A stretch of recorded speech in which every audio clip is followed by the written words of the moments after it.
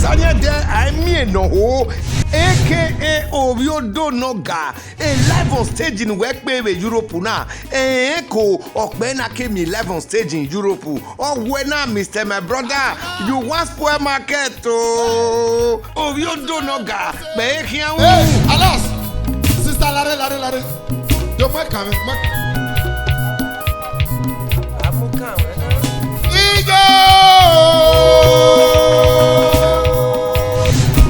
Are you feeling? Oh, feel it, huh?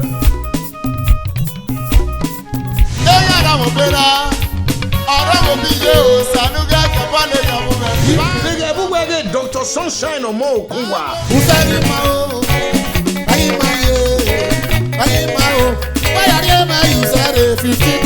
Oko on a live on stage in Nagwalo saying, I lock on the superstar. You ever saw one on here? I want to know you do one like we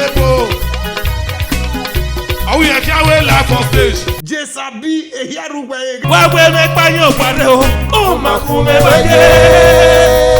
Kolisi, Ebi Ijeva o Tawari onona Egegie. Mami wenote yamote. Ugu Boege Bright Ota International Nigeria Limited. The Lord is my rock. We 114 Sokbamba Road. Onu Egede Genewana.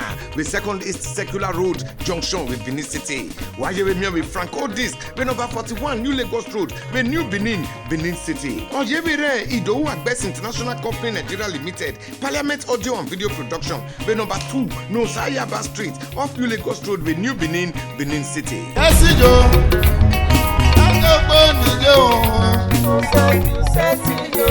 Papa.